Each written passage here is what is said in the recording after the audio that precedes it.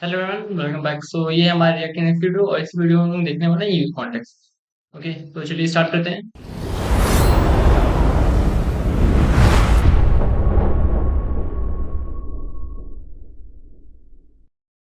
ये रहा मेरा एक सिंपल सा आपका फाइल। ठीक है, आपका कंपोनेंट। अब सबसे पहले हम लोग ये समझ लेते हैं कि हम लोग यूज कॉन्टेक्स्ट का यूज क्यों करने वाले हैं। यूज कॉन्टेक्स्ट की हम लोग को क्यों जरूरत पड़ रही है। तो हमारे पास प्रॉब्लम ये आती है कि हम लोग एक कंपोनेंट से दूसरी कंपोनेंट में जब डेटा भेजते हैं तो प्रॉब्लम आती है।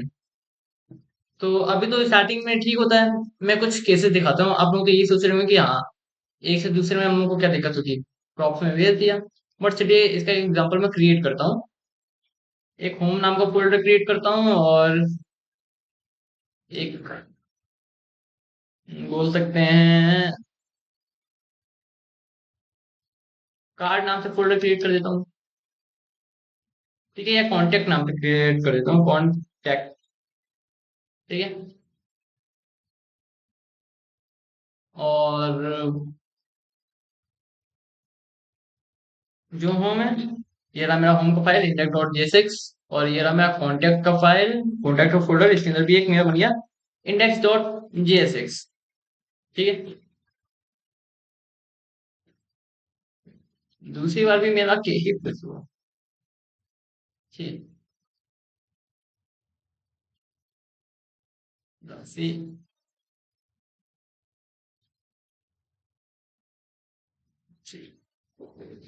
ठीक है। अब चलेंगे वो इकट्ठा कर लेते हैं, कोलैबोरेट कर लेते हैं। कैसे करेंगे। ये रहा मेरा ऐप वाला कंपोनेंट। ठीक है। यहाँ पर मैं अपने होम वाले कंपोनेंट को बुला लेता हूँ, होम। और यार देखिए, आप यहाँ पर देख रहे हो मुझे हिंट नहीं मिल रहा है। तो ये प्रॉब्लम कई बार होती है कि यहाँ पर मुझे हिंट नहीं मिल रहा ऐप डॉट जेएसएक्स का या ऐप वाले कंपोनेंट का।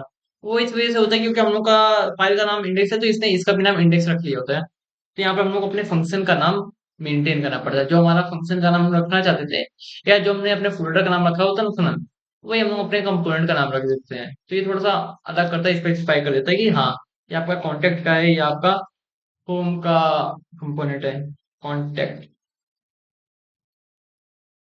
ठीक है, बेटर। अब चलिए एक बार ट्राई करते हैं। तो यहाँ पर मुझे हिंट मिला। हिंट का क्या फायदा होता है कि वो ऑटोमेटिक हम लोगों का पास ढूंढ के हम लोग के लिए चीजें इंपोर्ट कर देता है। ठीक है।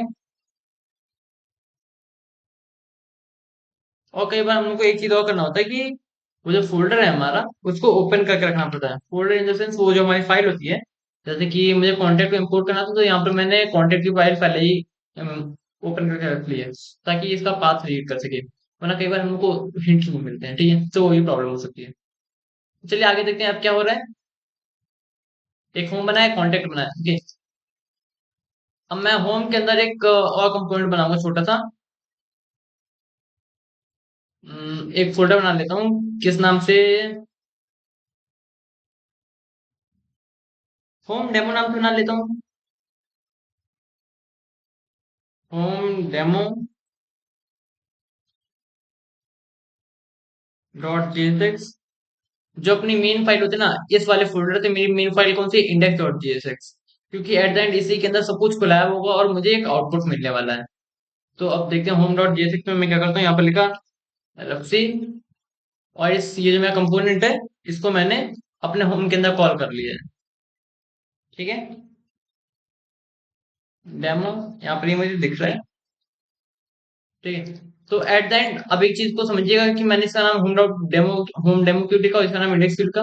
क्योंकि जो होम डेमो भी है ना, एक छोटा सा मेरा होम का पार्ट है, जो कि एट द एंड मेरे होम वाले कंपोनेंट में आके कोलैब हो जाएगा।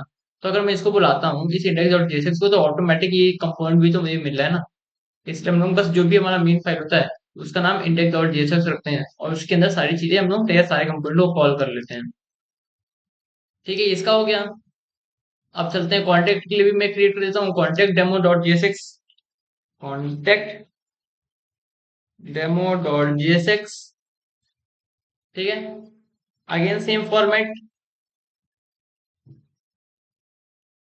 इस कॉन्टेक्ट डेमो को मैं यहाँ पर कॉल कर लेता हूँ।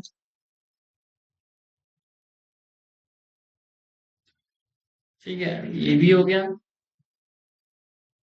अब इन सभी को हटाते हैं। अब अपना यहाँ पर मेन चीज आता है, मेन टास्क आता है। अब ये बताइए मुझे कि मैं इस होम वाले कंपोनेंट से, ठीक है, इस होम वाले कंपोनेंट से अगर मैं होम डेमो वाले कंपोनेंट में डेटा भेजना चाहता हूँ तो कैसे भेजूंगा? ठीक है, मैं इस कंपोनेंट से इस कंपोनेंट में डेटा भेजना चाहता हूँ तो कैसे भेजूंगा?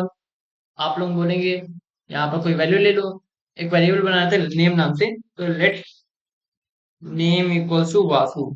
ठीक है, यहाँ पर ये आ गया। अब मुझे इस वेरिएबल को एक्सेस कराना है होम डेमो में। ठीक है, ये जो मेरा वेरिएबल है ये मेरे सिर्फ होम में ही बन सकता है। ठीक है, ये हमारा कोई केस हो गया। और मुझे इस फाइल में भेजना, तो मैं कैसे भेजूंगा? यहाँ पर लिख दूंगा नेम, एक प्रॉप का नेम क्रिएट कर दिया और यहाँ पर नेम भेज दिया। ठीक है, और अगर मुझे इस फाइल में एक्सेस करना था तो यहाँ पर मैंने लिखा नेम, और यहाँ पे मैंने कंसोल डॉट लॉग कर दिया नेम। ठीक है, तो अगर अब मैं अपना आउटपुट देखूं तो यहाँ पर मुझे क्या मिल रहा है? वासु देखने को मिल रहा है। कहाँ से देखने को मिल रहा है? Home demo dot JSX line number 4 पे। तो यहाँ से मुझे मिल रहा है, मतलब कि मैंने अपने पेरेंट कंपोनेंट से या होम वाले कंपोनेंट से होम डेमो वाले कंपोनेंट में इस डेटा को भेज दिया। ठीक है, अब मुझे मेरा क्वेश्चन ये है कि मैं इस होम वाले कंपोनेंट से अब कॉन्टेक्ट वाले अपने कंपोनेंट में कैसे डेटा भेजूंगा? क्या रिलेशन है, कैसे भेजूंगा मैं? ठीक है, तो यहाँ पे क्या हो रहा है कि मैं होम से मुझे पता है कि मैं बस यहीं भेज ही सकता हूँ, और होम डेमो में जाके देखूँ तो यहाँ भी कॉन्टेक्ट का कोई रिलेशन नहीं है, यहाँ भी कॉन्टेक्ट का कोई रिलेशन नहीं है। ठीक है, अगर मुझे भेजना पड़ गया तो मैं इसको यहाँ से नहीं भेज पाऊंगा। मुझे क्या करना पड़ेगा? ऐप डॉट जीएसएक्स में जाके अपने वेरिएबल्स को क्रिएट करना पड़ेगा। यहाँ पर मैं पहले वेरिएबल को क्रिएट करूंगा, फिर मुझे होम डेमो में भी चाहिए था तो पहले यहाँ पर भेजूंगा। ठीक है, होम में गया, अब होम में मैं पहले बुलाऊंगा, अब होम से बुलाने के बाद मैं होम डेमो में भेज रहा हूँ। तो ये देखने कितनी लंबी चेन बन गई। पहले सबसे पहले वाले कंपोनेंट में डेटा बनाना पड़ गया। ठीक है, उसके बाद होम में भेजा, फिर होम डेमो में भेजा, अब मुझे नेम में भेजना है। तो यहाँ से पहले मुझे नेम में भी भेजना, मतलब कि कॉन्टेक्ट में भेजना, तो यहाँ पर मुझे किसी लिए कॉन्टेक्ट में भेजना पड़ेगा। ठीक है, अब जाके मैं इसको यहाँ पर एक्सेस कर सकता हूँ। ठीक है, अब क्या हो गया कि अब मुझे क्या करना है कि यहाँ पर भी नहीं, अब मुझे कॉन्टेक्ट डेमो में चाहिए, तो यहाँ पर भी एक चेनिंग करनी पड़ेगी मुझे, तब जाके मेरे कॉन्टेक्ट डेमो में मुझे मिलेगा। तो ये कितना ज्यादा लंबा प्रोसेस हो गया, मतलब कि हम लोग किसी भी कंपोनेंट में डेटा भेज तो सकते हैं, बट वो जो प्रोसेस है हद से ज्यादा लंबा हो गया है। ठीक है, तो मेरे पास दो कंसोल आ जाएंगे, एक होम का और एक कंपोनेंट का, एक होम का और एक कॉन्टेक्ट आएंगे। ठीक है, तो ये देख रहे हैं यहाँ पर हो रहा है प्रॉबिलिटी कुछ ज्यादा, हद से ज्यादा। अगर सपोज यही मेरे पास 10 12 या 100 ऐसे स्टेट है जिसकी जरूरत, मतलब कि जो कि बना होम में था और मुझे चाहिए था कॉन्टेक्ट में या कॉन्टेक्ट डेमो में, तो क्या करना पड़ता? मुझे 100 के 100 स्टेट ऐप डॉट जेएसएक्स में रखना पड़ता, कॉन्टेक्ट के भी मुझे 100 स्टेट ऐप में रखना पड़ता। इसी तरीके से बहुत सारे जितने भी मेरे कंपोनेंट बनते हैं, उन सभी का वेरिएबल स्टेट मुझे यहाँ पर रखना पड़ता। तो ये जो हम चाहते हैं, या हम लोग हमेशा कोशिश करते हैं कि जो हमारा ऐप डॉट जेएस फाइल है हमेशा क्लीन और शॉर्ट रहे, उसकी बैंड बच जाएगी। ठीक है, तो इन सभी प्रॉब्लम से दूर रहने के लिए या बचने के लिए हम लोग क्या करते हैं? यूज कॉन्टेक्स्ट का इस्तेमाल करते हैं। ठीक है, तो यूज कॉन्टेक्स्ट क्या काम करता है? अब मैं यूज कॉन्टेक्स्ट के बारे में बता दूं कि यूज कॉन्टेक्स्ट का काम क्या होता है। यूज सपोज ये मेरा कंपोनेंट है इधर, ठीक है, ये मेरा कंपोनेंट है, और यूज कॉन्टेक्स्ट क्या करेगा? एक स्टोर बना देगा इन पूरे के पूरे कंपोनेंट्स, या हमारे प्रोजेक्ट के लिए इसको हम लोग बोल सकते हैं, हमारे पूरे प्रोजेक्ट के लिए एक स्टोर बन गया। ठीक है, यहाँ पे मेरे पास अलग अलग कंपोनेंट है, suppose home, about, contact, detail, payment, इन सभी का आपस में कोई रिलेशन नहीं है। ठीक है, बस एक ऐप डॉट जेएस में जाके जुड़े हुए हैं ये सारे के सारे। ठीक है, अगर अब मैंने एक स्टोर बना दिया, ठीक है, यूज कॉन्टेक्ट ने एक स्टोर बना दिया है, अब मेरे होम को कोई डेटा चाहिए, तो ये होम जाएगा सिर्फ यूज कॉन्टेक्ट के पास या मेरे स्टोर के पास, यहाँ से डेटा ले लेगा। अगर मेरे पेमेंट को किसी को डेटा चाहिए तो ये मेरा पेमेंट जाएगा इसके पास, स्टोर के पास, और यहाँ से डेटा ले लेगा। ठीक है, तो यूज कॉन्टेक्ट क्या करेगा? एक स्टोर बना देगा हम लोगों के लिए, जहां तक कोई भी किसी भी कंपोनेंट को डेटा चाहिए, वो कंपोनेंट डायरेक्ट मेरे स्टेट से बात करेगा और ऑटोमेटिक उस कंपोनेंट को डेटा मिल जाएगा। ठीक है, तो ये होता है इसका कॉन्सेप्ट। तो चलिए समझते हैं एक स्टोर कैसे बनेगा। ये काफी ज्यादा इजी है, इन सभी को भी इरेज कर देते हैं, और इसको भी यहाँ से हटा देता हूँ मैं। आप क्या करते हैं कि स्टोर बनाते हैं, तो इस स्टोर के लिए हम लोग क्या करेंगे, फोल्डर क्रिएट कर लेंगे कॉन्टेक्स्ट नाम का। थोड़ा चीजें मेंटेन करके मैं चल रहा हूँ। और मेरे पास देखिए बहुत से ज्यादा स्टोर हो सकते हैं। अगर हम लोग लाइव एग्जाम्पल में देखें तो हम लोग के पास कैसे कैसे स्टोर होते हैं। एक होता है डेयरी का स्टोर होता है, एक होता है राशन का स्टोर होता है, एक होता है लाइक गेमिंग का स्टोर हो गया, एक हो गया बुक्स का स्टोर। बाकी हमारे पास अलग अलग स्टोर हो सकते हैं ना। तो सपोज मैंने होम के लिए क्या कर दिया कि यूजर डिटेल के लिए मैंने एक बना दिया, ठीक है। मेरे पास हो सकता है user detail, user order, total products. तो एक ई कॉमर्स वेबसाइट समझे तो मेरे पास एक मैं ई कॉमर्स वेबसाइट बना रहा हूँ, ठीक है। तो उसमें मैंने एक कॉन्टेक्स्ट बनाया जहां पर यूजर की सारी डिटेल रखी रहेंगी, ठीक है। और दूसरा मैंने एक कॉन्टेक्स्ट बनाया है या एक स्टोर बनाया है जहां पर यूजर के सारे प्रोडक्ट रखे रहेंगे, मतलब कि यूजर के पास क्या क्या प्रोडक्ट है या क्या क्या उसने लिए हैं। तीसरा बन जाएगा टोटल प्रोडक्ट, मतलब कि कंपनी के पास क्या क्या प्रोडक्ट है, क्या क्या उसकी डिटेल है, क्या क्या डिमांड है, कितनी ओवरऑल सेल है, क्या है क्या नहीं। तो ये एक आप एग्जांपल समझ सकते हैं। तो यहाँ पर मैं एक बना लेता हूँ यूजर डिटेल नाम से कंपोनेंट, लिखा यूजर डिटेल, और लास्ट में हम लोग कॉन्टेक्स्ट लिख दे तो अच्छा रहेगा। मैं लिखता हूँ, ये मैं समझता हूँ कि हम लोग लिखे तो ज्यादा हम लोग की हेल्प होती है, ठीक है। तो आप लोग लिखना चाहिए ना लिखना चाहिए, ये आपके ऊपर डिपेंड करता है। मैं थोड़ा इसे लिखना पसंद करता हूँ ताकि मुझे फाइल का नाम देखते ही पता चलता है कि हाँ ये कौन सा कॉन्टेक्स्ट है, ठीक है। वरना यूजर डिटेल में किसी और कोई और भी फाइल बना सकता हूँ, तो बस थोड़ा सा अपने रेफरेंस के लिए मैं इसका ऐसा नाम रखता हूँ। तो चलिए जल्दी से एक स्टोर क्रिएट करते हैं। तो स्टोर क्रिएट करना काफी आसान है। पहले तो हमको अपने स्टोर का नाम रखना पड़ता है। स्टोर का नाम काफी इजी होता है, जो भी आपका फाइल का नाम है उसको लिखिए पहले। सपोज यूजर कॉन्टेक्स्ट, ठीक है, यूजर डिटेल।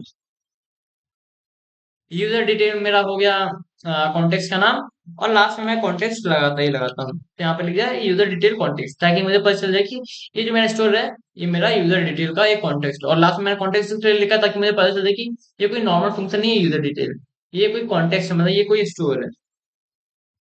अब बस आप लोगों को लिखना होता है क्रिएट कॉन्टेक्स्ट, ठीक है। आपका स्टोर बन के एक तैयार हो गया।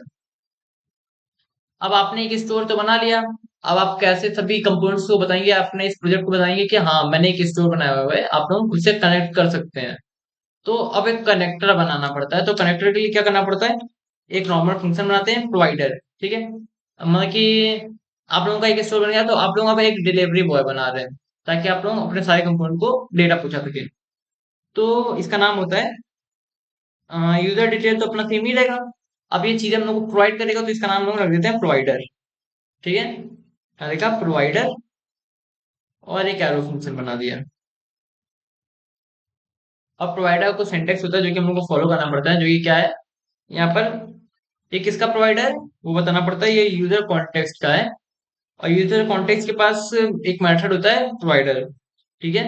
सारे के सारे कॉन्टेक्स्ट के पास एक प्रोवाइडर मेथड होता है। तो मैंने आपको बता दिया कि जो मैं बना रहा हूँ ये मेरा एक प्रोवाइडर है, ठीक है। Syntax complete. बस इसमें आपको यहाँ पर एक चिल्ड्रन लिखना पड़ता है, और यहाँ भी चिल्ड्रन लिखना पड़ता है।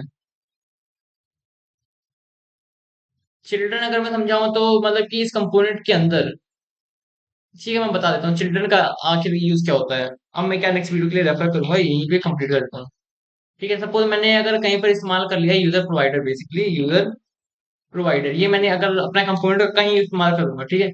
इसके बीच में अगर मैं कुछ भी लिखता हूँ, हेलो लिखता हूँ, या मैं पूरा पूरा एचटीएमएल यहाँ पर मान लीजिए आ गया लेवल जावास्क्रिप्ट के होते हुए, ठीक है कोई बात नहीं। यहाँ पर मेरा एक एच1 टैग है, ठीक है, हेलो लिख दिया गया है। या यहाँ पर मेरा एक एस टू टैग हो, कुछ भी हो, कुछ भी एनीथिंग, ठीक है। एच थ्री मान लीजिए, या यहाँ पर एक पी टैग मान लेते हैं, कुछ भी है। तो इन दोनों के बीच में जो भी चीजें लिखी हुई होती हैं, ठीक है, ये होते हैं बेसिकली, इन्हीं को बोला जाता है चिल्ड्रन। मतलब कि आगे जाके फ्यूचर में मैं कुछ भी यूजर प्रोवाइडर के अंदर रैप करूंगा, मैं कि किसी कंपोनेंट को इनके बीच में रैप करूंगा, तो इसके अंदर जो भी चीजें होंगी ये सब होता है चिल्ड्रन, ठीक है। ये सारा का सारा कंपोनेंट कहाँ आ गया, मेरे इसके अंदर स्टोर हो गया। यहाँ पर मेरा पूरा पूरा एचटीएमएल रिटर्न हो जाएगा। अगर मैंने क्या कर दिया, ऐप वाले कंपोनेंट को इसके अंदर बंद कर दिया ना, इस तरीके से या जैसे भी, तो ऐप के अंदर जितनी भी चीजें थी, ऐप के अंदर मेरा होम था, कॉन्टेक्ट था, और होम के अंदर मेरा होम डेमो था, कार्ड के अंदर मेरा कॉन्टेक्ट के अंदर मेरा कॉन्टेक्ट डेमो था। तो वो सारी चीजें मेरी इसके अंदर आ चुकी हैं, ठीक है, यहाँ पर आ चुकी हैं। और ये सब क्या बन गए, यहाँ पर चिल्ड्रन बन गए हैं, ठीक है। मेरा ऐप यहाँ पर इसके अंदर स्टोर है, मेरा पूरा पूरा एचटीएमएल आ जाएगा, ऐप का आ जाएगा, ऐप के अंदर एक होम का आ जाएगा, होम के अंदर एक होम डेमो का आ जाएगा, उसी तरीके से कॉन्टेक्ट का भी आ जाएगा। तो सब कुछ मेरे चिल्ड्रन के अंदर स्टोर हो जाएंगे।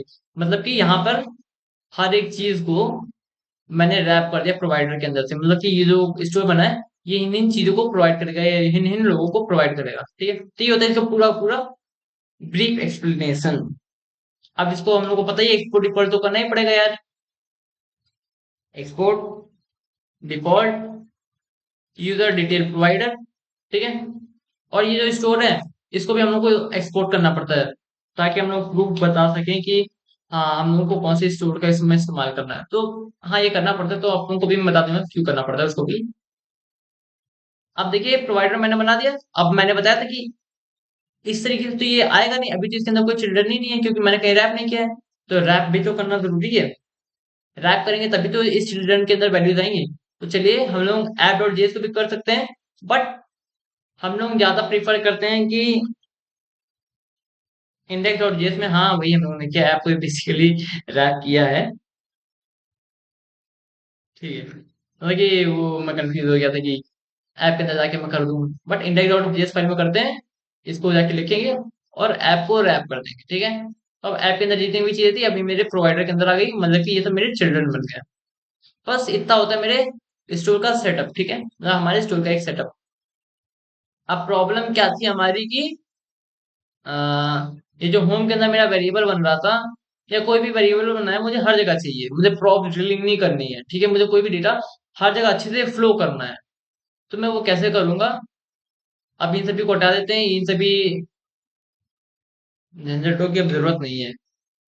ठीक है, मतलब कि कुछ ज्यादा ही, अगर 100 मेरे पास डेटा है तो मैं 100 थोड़ा ना प्रॉप्स बनाने बैठ जाऊंगा। इसको हटाया, इन सभी को भी क्लियर कर देते हैं यार, थोड़ा मेंटेन हो जाए। ठीक है, ये तो ठीक ही है। यहाँ से भी हटा दिया, यहाँ से भी हटा दिया,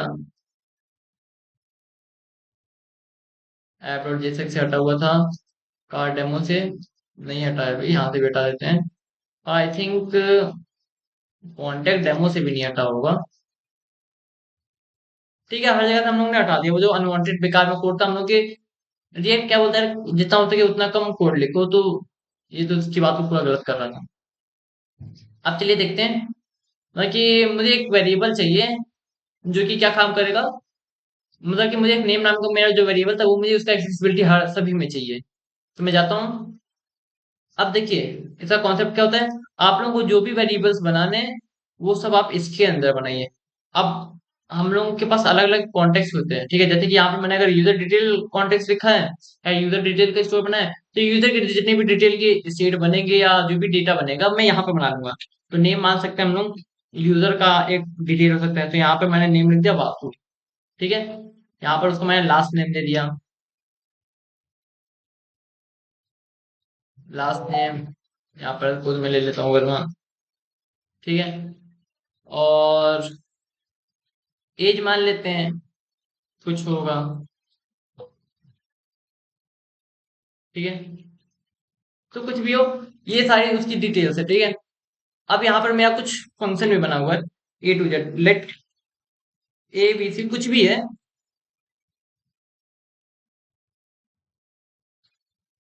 ठीक है, यहाँ पर इतने सारे फंक्शन बने हुए हैं। अब आपको क्या चाहिए कि आपको इन सभी का एक्सेस मिल गया, जो भी मेरे कंपोनेंट है ना, मेरे पूरे के पूरे कंपोनेंट, मेरा होम भी इसको एक्सेस कर सकता है, मेरा होम डेमो भी इसको एक्सेस कर सकता है, मेरा कॉन्टेक्ट भी कर सकता है, कॉन्टेक्ट डेमो भी कर सकता है। ठीक है, बट आप सोचिए यहाँ पर एक प्रॉब्लम हो सकती है, या प्रॉब्लम नहीं है बट थोड़ा सा हम लोग का कोड बेकार हो सकता है। कैसे कि सपोज आपको यार इन दोनों को ही बस ग्लोबल करना था, इन दोनों को ही बाहर भेजना है। ये जो मेरा फंक्शन है ये कुछ काम करता है जो कि मैं किसी वैल्यू को अपडेट करता है या जोड़ता है। ठीक है, इसका कुछ ऐसा काम है कि मैं इसे बाहर नहीं भेजना चाहता हूँ, या इसी के तरीके से मैं कि इसी फंक्शन के जैसे 10-12 फंक्शन हो या 10 ऐसे वेरिएबल्स हो जिसको मैं बाहर नहीं भेजना चाहता हूँ। तो हम लोग के पास एक वैल्यू नाम की प्रॉपर्टी होती है इस प्रॉब्लम को दूर करने के लिए।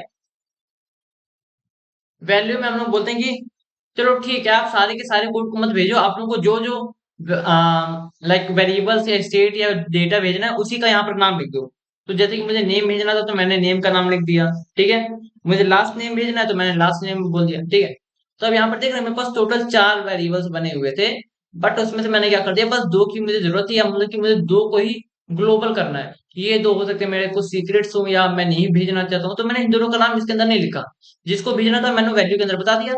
ठीक है, तो अब ये सभी के पास प्रोवाइड हो चुका है, ये सभी के पास जा चुका है। अब मैं एक काम करता हूँ, होम डेमो के अंदर उस डेटा को बुला के देखता हूँ आता है या नहीं आता है।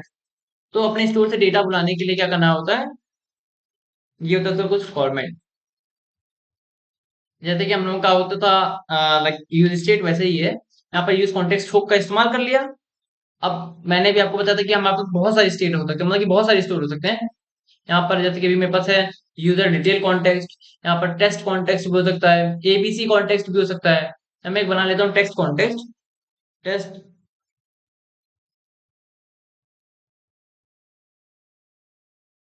Context dot basic. ठीक है, तो यहाँ पर मेरे पास बहुत सारे कॉन्टेक्ट है, मैं इसके अंदर नहीं लिखने जा रहा हूँ। तो अब मुझे यहाँ पर क्या करना पड़ेगा, स्पेसिफाई करना पड़ेगा ना, कि इन दोनों में से आप कौन से कॉन्टेक्स्ट को बुलाना चाहते हैं। तो मैं बता दूंगा, यहाँ पर मैं यूजर डिटेल वाले कॉन्टेक्स्ट को बुलाना चाहता हूँ, यूजर डिटेल। और ये देखिए मुझे हिंट नहीं मिला, तो हिंट नहीं मिला तो मुझे क्या करना पड़ेगा, इसको मैं ओपन कर लेता हूँ ताकि मुझे हिंट मिले। यूजर DETAIL, ठीक है, तो यहाँ पर देखिए मुझे अब हिंट मिल रहा है यूजर डिटेल कॉन्टेक्स्ट का। और देखिए अब मुझे कॉन्टेक्स्ट को अपना बुलाना पड़ेगा ना यहाँ पर, प्रूफ के लिए कि हाँ मैं कौन से कॉन्टेक्स्ट को बुलाना चाहता हूँ। तो यहाँ पर क्या हुआ, ये जो एक्सपोर्ट है मेरा, एक्सपोर्ट की वजह से ये जो मेरा स्टोर था वो ग्लोबल हो गया, तो अब मुझे यहाँ पर ये मिल गया। ठीक है, मेरा ये यहाँ पर आ गया। ठीक है, यूजर कॉन्टेक्स्ट मेरा, ये जो यूजर डिटेल कॉन्टेक्स्ट है यहाँ पर ये आ गया। अब सपोज मैंने इसे एक्सपोर्ट ना किया होता, तो अगर मैं एक्सपोर्ट नहीं करता तो मैं यहाँ पर इंपोर्ट भी नहीं कर पाता। ठीक, अब देखते हैं अगर मैं इस तरीके से लिखता डायरेक्ट यहाँ पर अपने वेरिएबल का नाम बता दिया, तो क्या होता, मुझे यहाँ पर एरर मिलता है कि user detail context is not defined. ठीक है, यहाँ पर क्या मिल रहा है कि user detail context is not defined, मतलब कि ये डिफाइंड ही नहीं, तो आपने इसको इस्तेमाल कैसे कर लिया। ठीक है, तो यहाँ पर मुझे क्या करना पड़ेगा, पहले इसे इंपोर्ट करना पड़ेगा। इंपोर्ट यहाँ पर मैंने कर दिया। ठीक है, अब मेरे पास मतलब कि ये स्टोर आ रहा है, और ये कह रहा है अपने पास और है कि मैंने बिना इंपोर्ट किए हुए index.js में इसको लिख दिया है। तो यहाँ पर मुझे इसको इंपोर्ट करना पड़ेगा, वरना यार वही एरर बोला कि ये आपने यूजर डिटेल प्रोवाइडर कहाँ से बुलाया है, इसका क्या ओरिजिन है। तो मैं बोलूँ कि हाँ मैंने इस फाइल से एरर बुलाया है, यहाँ पर कुछ फंक्शन बना हुआ है वहां से मैंने बुला लिया है। ठीक है, अब स्टोर का मैंने बुला लिया, मैंने स्टोर को अपने पास रख लिया। अब मुझे बस स्टोर से बताना है कि मुझे यार नेम वाली वैल्यू चाहिए, या नेम वाला वेरिएबल मुझे चाहिए। यहाँ पर मैंने बुला लिया, चलिए एक बार कंसोल करके देखते हैं मुझे होम डेमो में नेम की वैल्यू मिल रही है या नहीं। रिफ्रेश करते हैं, क्या है यहाँ पर, 000। अच्छा, कॉन्टेक्स्ट में जाके यहाँ पर एक सिंगल जीरो लिख देता हूँ मैं। ठीक है, रिफ्रेश किया, अभी देख रहे हैं होम डेमो में मुझे क्या मिल रहा है, वासु नाम को मेरा वेरिएबल मिल रहा है, मतलब कि जो मेरा नेम की वैल्यू थी अब मुझे आराम से होम डेमो मिल रहा है। ठीक है, अब मैं यही चाहता हूँ कि मेरा कॉन्टेक्ट डेमो मिले, तो क्या होगा, फॉर्मेट तो पूरा पूरा सेम ही है। इसको काम कर लेता हूँ, कॉपी पेस्ट कर लेता हूँ यहाँ पर, पूरा पूरा कॉपी पेस्ट हो जाता है ये। बस यहाँ पर मुझे यहाँ पर भी इंपोर्ट करना पड़ जाएगा यूजर डिटेल कॉन्टेक्स्ट को, और यूज कॉन्टेक्स्ट को भी बुलाना पड़ेगा, वरना एरर देगा use context is not defined. ठीक है, तो अब देखिए मुझे क्या हो रहा है, दो दो वैल्यू मिल रही है, एक मिला होम डेमो से, एक मिला कॉन्टेक्ट डेमो से। या अगर मैं बुलाना चाहूँ तो एक काम करते हैं, लास्ट नेम को यहाँ पर बुला लेते हैं। लास्ट नेम को यहाँ से मैंने बुला लिया। अब यहाँ पर एक प्रॉब्लम बनती क्या हो रही है कि मैं, ये प्रॉब्लम नहीं है, बस मुझे याद नहीं था कि मैंने लास्ट नाम लिखा था या लास्ट नेम अपने वेरिएबल का नाम लिखा था। तो ठीक है, लास्ट नेम ही था, बट यहाँ पे मुझे कंफ्यूजन थी, तो कंफ्यूजन के चक्कर में क्या हो सकता है, मैं एक बार फिर से जाके देखूंगा कि यार यहाँ पे मैंने स्पेलिंग क्या लिखी थी। तो इन सभी कंफ्यूजन से दूर होने के लिए आप लोग क्या कर सकते हैं, एक अपने पास थोड़े से बेनिफिट के लिए आप लोग लिखना चाहे लिखिए, या ना लिखना चाहे ना लिखिए, आप लोगों के ऊपर डिपेंड करता है। यहाँ पर एक हम लोग इनिशियलाइज कर देते हैं, मतलब कि एक डमी डेटा क्रिएट कर देते हैं। यहाँ पे मैंने बता दिया अपने कॉन्टेक्स्ट में या स्टोर में कि यार एक नेम नाम का वेरिएबल मैं भेज रहा हूँ और एक लास्ट नेम का वेरिएबल भेज रहा हूँ। अब यहाँ पे कुछ भी इसकी वैल्यू लिख सकते हैं, बस हम लोग इसका इस्तेमाल इसलिए करते हैं यहाँ पर, इसलिए इसको डिफाइन कर सकते हैं ताकि हम लोग को थोड़ा सा हिंट दे कि हमारे पास क्या क्या चीजें अवेलेबल हैं, क्या क्या चीजें अवेलेबल नहीं है। अगर अब देखिए यहाँ पर मैं लिखना चाहूँ लास्ट, तो ये देख रहे हैं मुझे हिंट मिल गया। अब मैं स्पेलिंग हो सकता है कभी लंबी हो, या मुझे स्पेलिंग ना याद हो, या अपने वेरिएबल का नाम ना याद हो, तो यहाँ पर मुझे आराम से मिल जाएगा कि क्या क्या चीजें हैं मेरे पास। मैंने लास्ट नेम बुला लिया और लास्ट नेम यहाँ पर लिख दिया। तो ये होता है इसका बस बेनिफिट, और कुछ नहीं। अदरवाइज आप इसके बिना भी कर सकते हैं। बट हाँ, मुझे थोड़ा सा हिंट चाहिए होता है। हिंट मिलता है थोड़ा अच्छा भी लगता है, कॉन्फिडेंस भी आता है कि हाँ ये चीज है।